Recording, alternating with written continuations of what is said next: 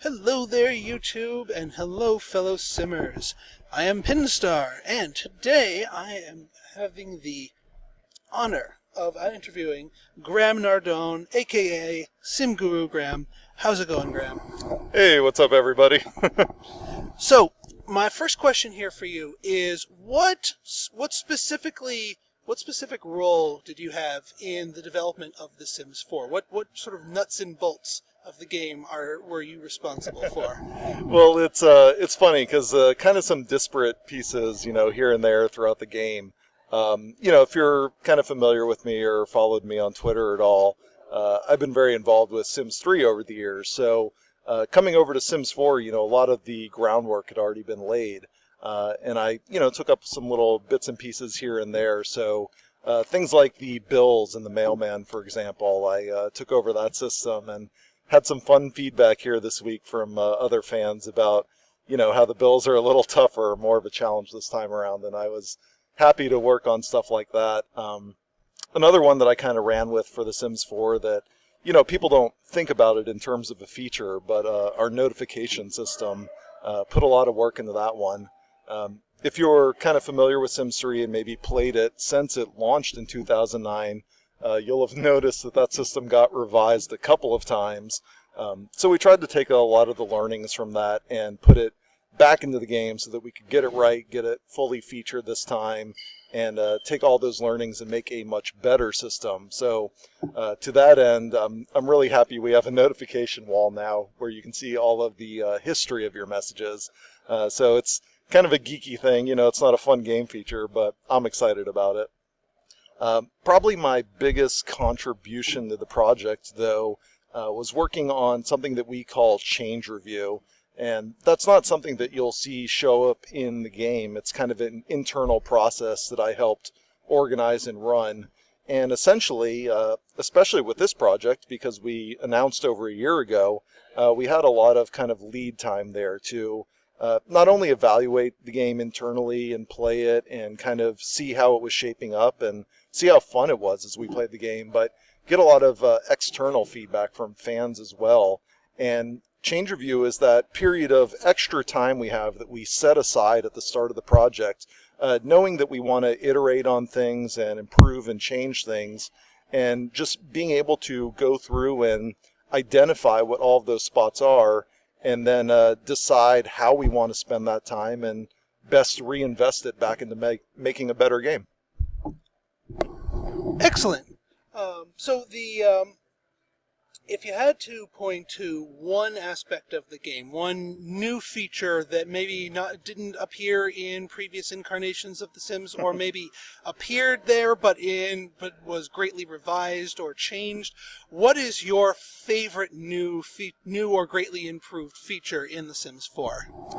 I think for me it has to be the actual Sims themselves. Going through kind of 3 iterations of the franchise and leading into the 4th one, the studio as a whole has just made so much content over the years that you can begin to kind of lose sight of what's truly important about the Sims experience, and that is the Sims themselves. So being able to kind of give a renewed focus on the characters and how they move was a big thing, and I think that plays out immediately when you start getting your hands on the game. And it really is something where you see it in motion, you see it in person, and you start to see the fluidity of the movements, and it makes such a difference. I remember coming over from the Sims 3 team, and when I first started working on The Sims 4, I went to our marketing guys and I said, you've got to find a way to talk about the animations in this game and talk about how the Sims move, because the way they follow paths, the way they position themselves when they're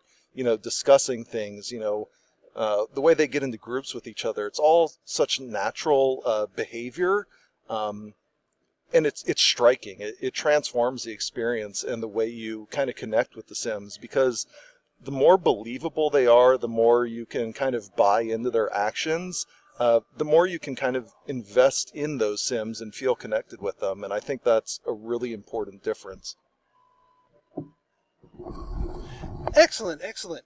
So what of all the either design or technical aspects, what would you have to say was your biggest hurdle in surmounting any bugs or design things that were much more difficult to implement than was originally planned, or was a design element like you kept on iterating and trying to get it right, and it was just eluding you? What was the biggest challenge in bringing The Sims 4 to its present state? Well, I'm not too much of a technical guy, so in terms of technical challenges, I won't try and speak for our engineers in that sense. But in terms of balancing the game and making it fun, emotions is a huge part of what The Sims 4 is and how we bring The Sims to life in believable ways.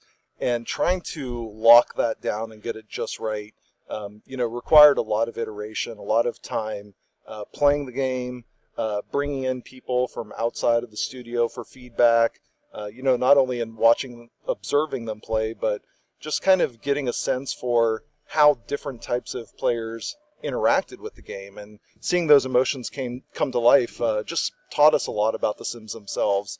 And you really have to be careful in kind of implementing a system like that because it is a constant presence in the game. And what was very important to us was that it was fun and it was natural, and your Sims could autonomously interact in the same ways that they always have, without making their emotions feel too schizophrenic. We didn't want emotions bouncing around between different states constantly. We didn't want them to be overbearing, but at the same time, they needed to have a constant influence throughout the game. And so we played with those values for a significant period of time, just making sure that every interaction throughout the game is giving you kind of an appropriate response to what you're doing with your Sims, and then being able to feed back into that system kind of in the reverse. So once you're in an emotion, either choosing to go further into that emotion and making it stronger, or kind of reeling your Sim back a little bit and pushing them in a different direction. And I think we've landed in a spot where the player really does have full control over that experience. We leave little breadcrumbs that help guide your Sim in the direction you want them to go. And if you're just leaving them alone and letting them do their own thing, you're going to see that play out naturally in game, so that you can have fun with it instead of feeling like you're constantly trying to manage it. With the different types of players out there, you got your casual types that are just, picking it up, using it as a virtual dollhouse. You have your storytellers who are trying to get people to do specific things and specific actions. And then you got achievement players or legacy players who are probably going to be the first and foremost listeners of this particular interview. How did you, being that those different play styles have different, I don't want to say skill levels, but different, a legacy challenge player might find, say, for example, the higher bills to be a good thing. It's more challenge. It's more engagement with the game. It's another force pushing back against you. Whereas a casual player might say, "Oh, I can afford this piano. Oh no, these bills. Oh no, what's going on? Why are these so high?" So how did you decide to sort of balance the different types of players and the different types of things and how they would affect them against each other to arrive at sort of the final product here? Yeah, so internally, when we talk about different types of players, just from kind of observing the community, listening to what they're saying, looking at telemetry of who plays the game and how they play it, we've identified basically 4 different types of players. And what's interesting about it is there's essentially an even percentage split between all of them. So I think you touched on 2 of the ones that we identify, the storytellers and the achievers, who are very goal-oriented. The other 2 that we really think about are the deviants, the ones who want to torture their Sims or bring a little misery into their lives in mischievous ways. And then we think about builders, the creative types who spend a lot of time creating Sims for other players or creating homes to put on the exchange previously, or the gallery in The Sims 4. So that's how we kind of identify and think about our player base. And I'm glad you mentioned the bills, because you can actually, that's a great system for kind of looking at different ways to play the game, and that impacts all of those. And what I would really say is, yeah, we made the bills a more significant challenge this time around. So if you're a storyteller, that can play out in a number of interesting ways.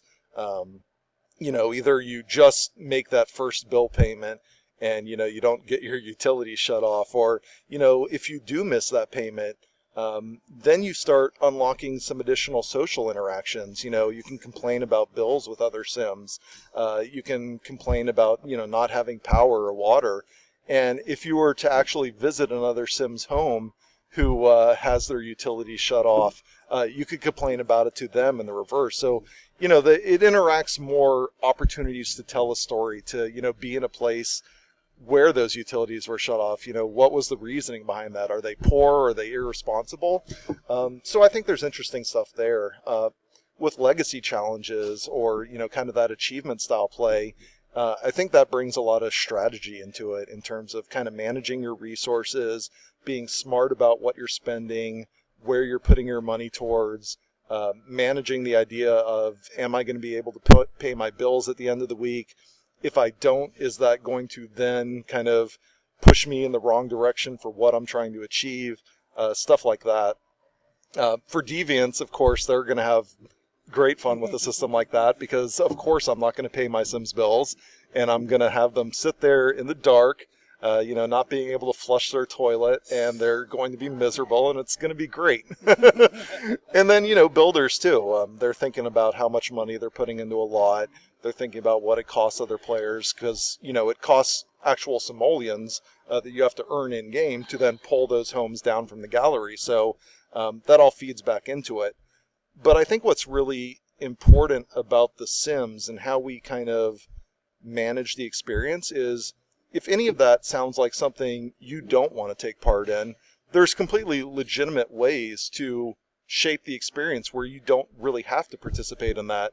I feel like Sims is one of the last games out there that implements real cheat codes where you can go in and you can alter stuff and change them and make the experience yours. So if you didn't have enough money to pay a bill and that's not really what you're concerned with, go type in Rosebud and get some money and, you'll be fine. And there's nothing wrong with doing that. If that's the experience you want to have, if that's the story you're telling, if that's just the way that you enjoy playing the game, you should do that and not feel bad about it. All right.